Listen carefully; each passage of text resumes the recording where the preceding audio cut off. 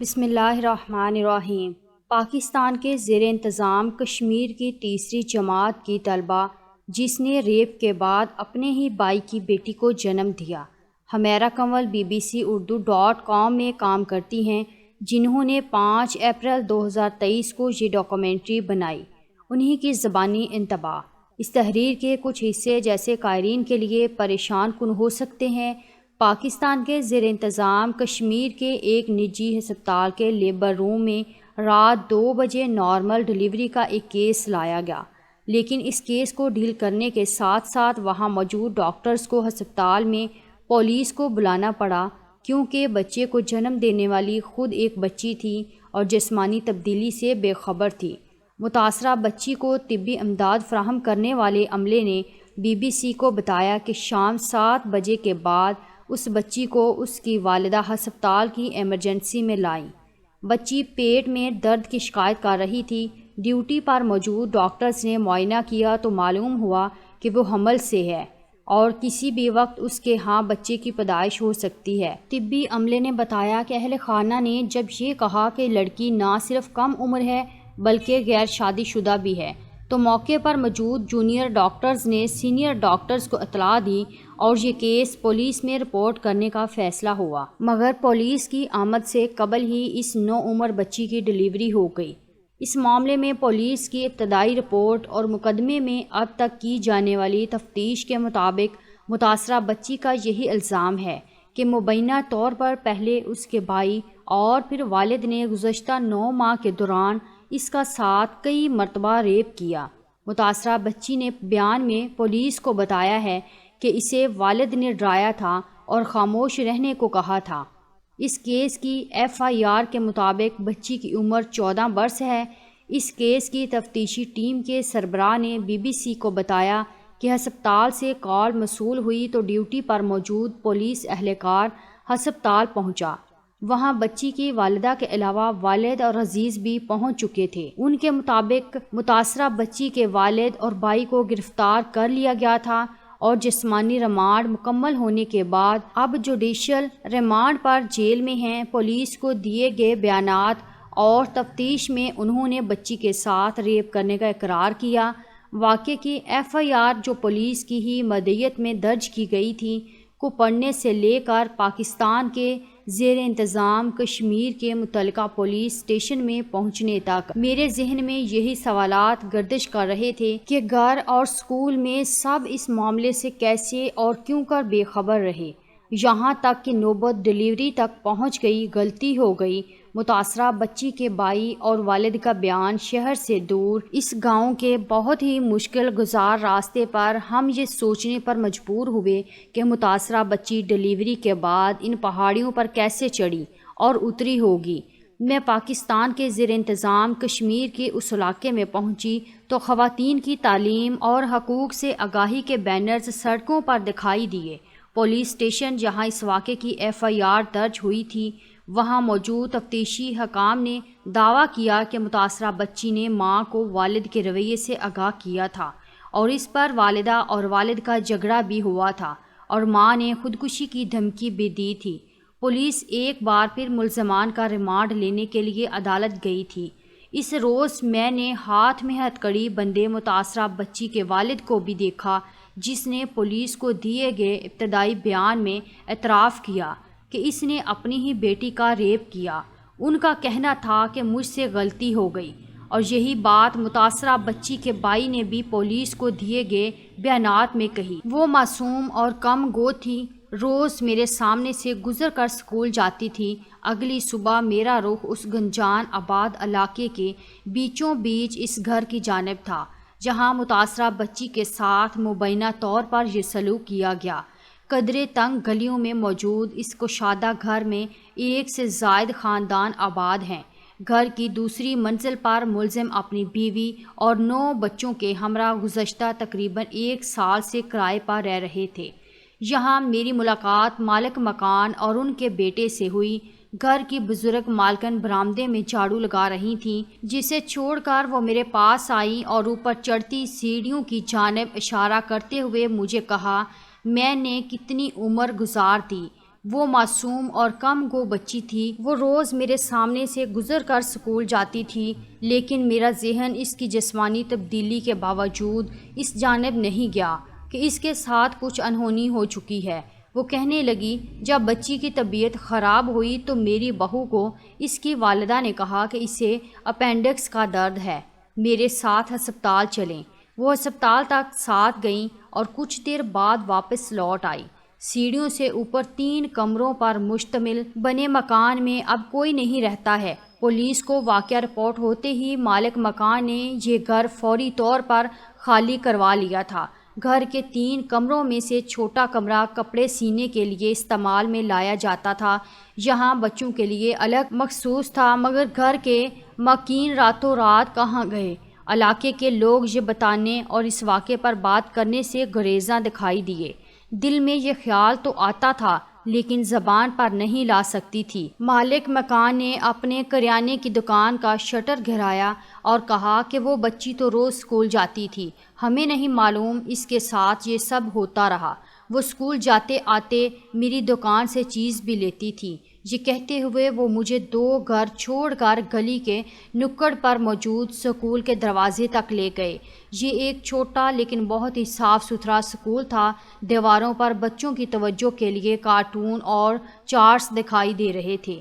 اندر جانے پر پتہ چلا کہ بچوں کے امتحانات ہو رہے ہیں، لیکن تیسری جماعت کی وہ متاثرہ طالبہ جو امتحان میں نمایاں پوزیشن لیتی تھی اب یہاں موجود نہیں۔ اسکول کی پرنسپل کو جب میں نے اپنے آنے کی وجہ بتائی تو وہ مجھے بلائی منزل پر لے گئیں۔ انہوں نے کہا کہ متاثرہ طالبہ تقریباً 8 ماہ سے 9 ماہ پہلے ہی اسکول آنا شروع ہوئی تھی۔ اس کے دیگر 5 بہن بھائی بھی یہیں ہمارے اسکول میں پڑھتے ہیں۔ وہ کہنے لگی، بچی کی والدہ بچوں کا پتہ کرنے کے لیے دن میں 2 سے 3 چکر تو لگا ہی لیتی تھی۔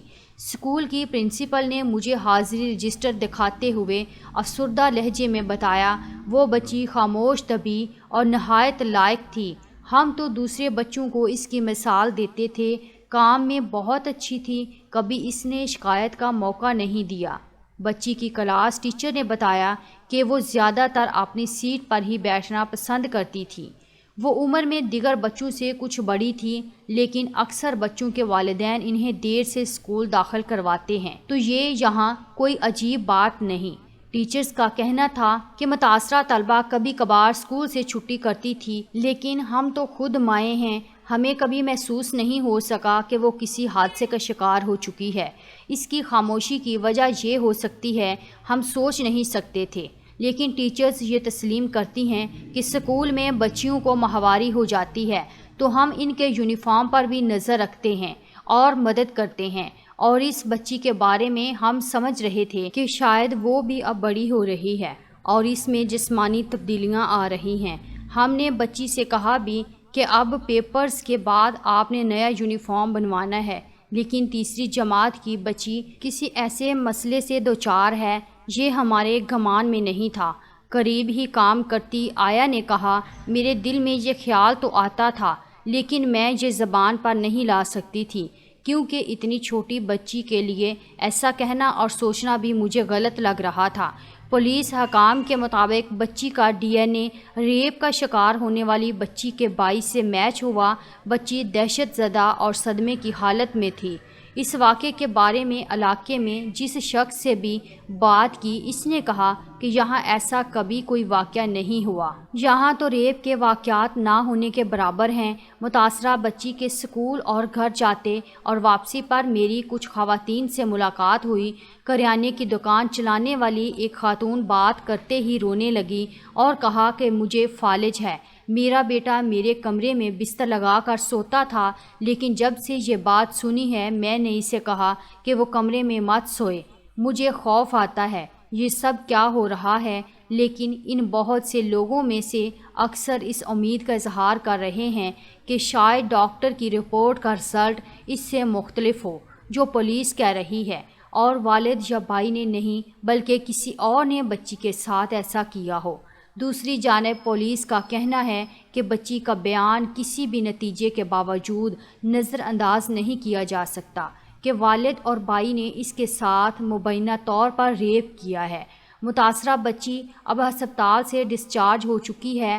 بچی کے طبی معالج اپنا نام ظاہر نہیں کرنا چاہتے، لیکن اسی ٹیم میں شامل ایک ڈاکٹر نے بتایا کہ بچی دہشت زدہ اور صدمے میں تھی۔ وہ حمل اور اس کے عمل سے بالکل بے خبر دکھائی دیتی تھی۔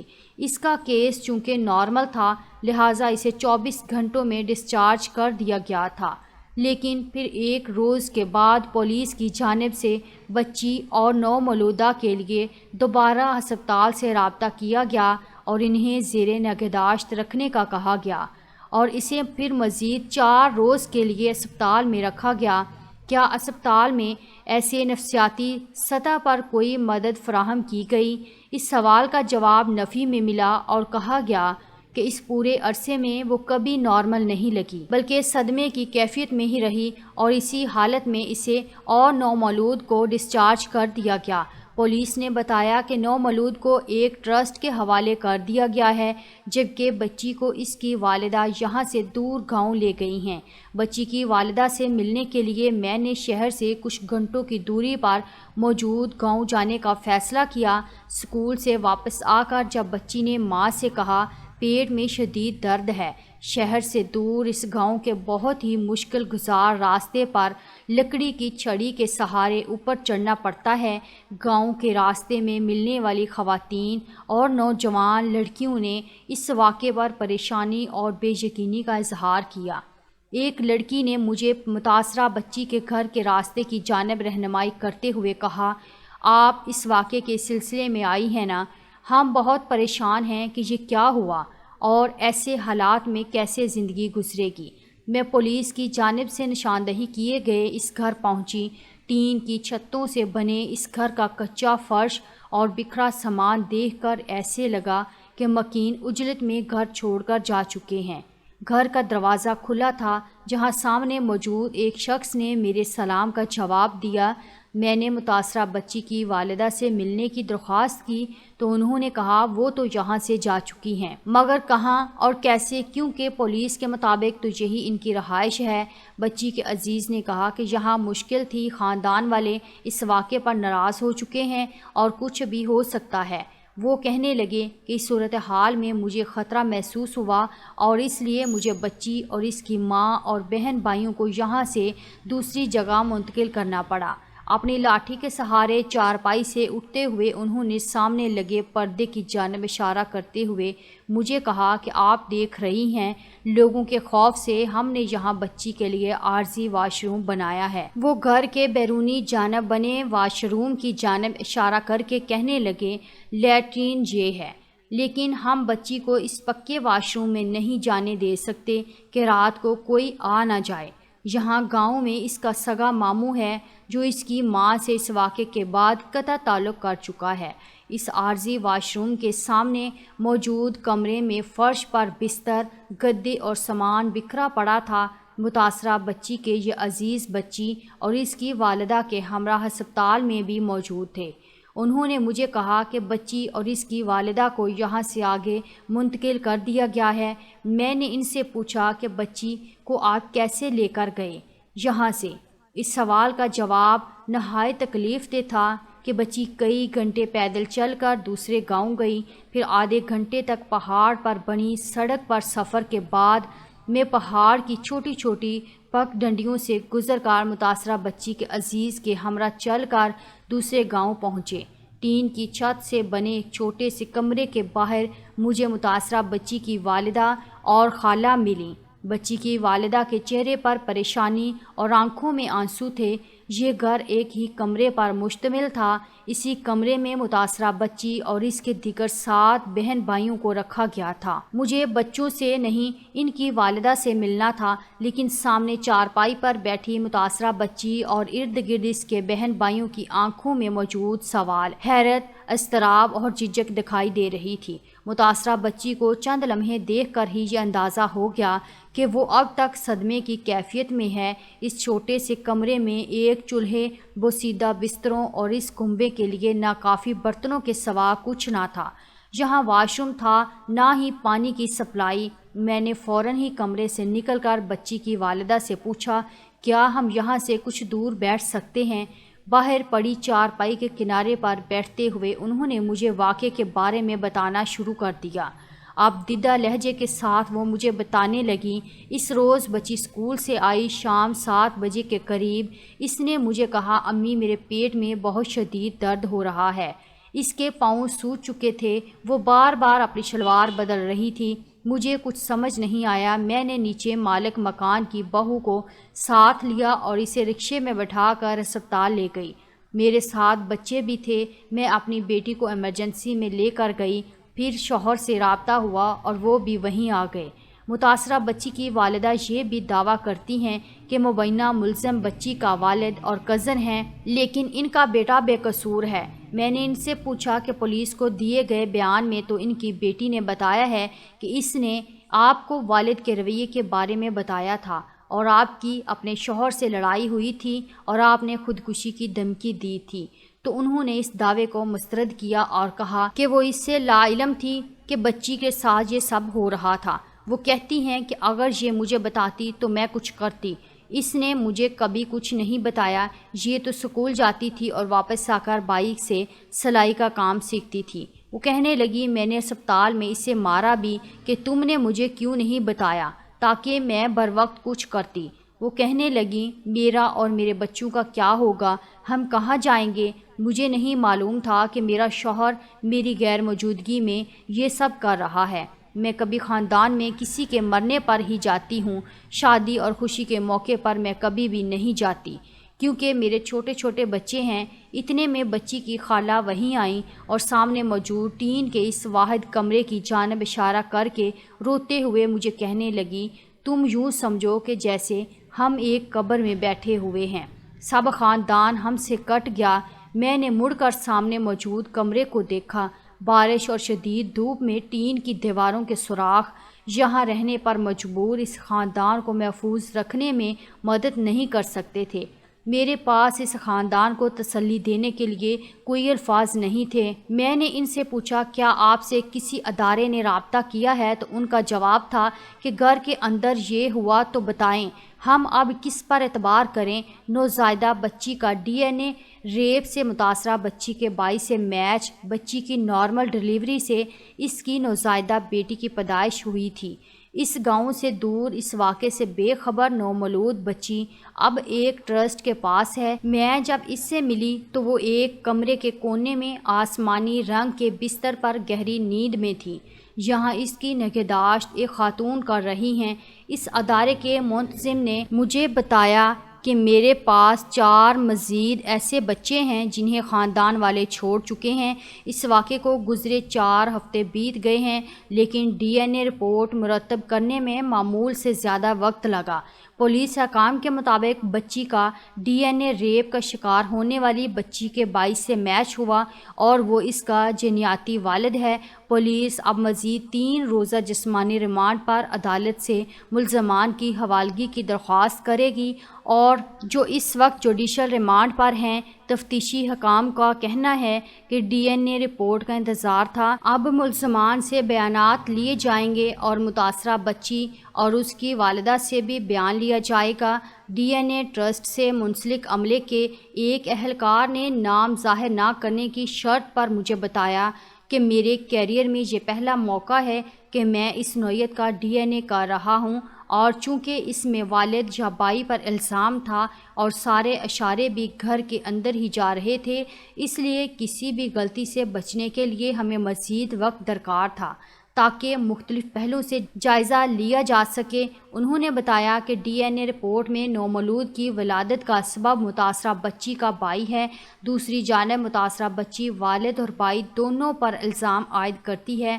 ایسے میں پولیس تو اس الزام کو ڈی این اے ٹیسٹ کے بعد بھی چلان میں شامل رکھے گی، لیکن سائنسی بنیادوں پر یہ ثابت کرنا ممکن نہیں کہ والد بھی ایسا ہی کرتے رہے ہیں، کیونکہ ماہرین کا کہنا ہے کہ ریپ کے الزامات کا پتہ لگانے کے لیے مخصوص مدت میں ٹیسٹ کرنا ضروری ہوتا ہے۔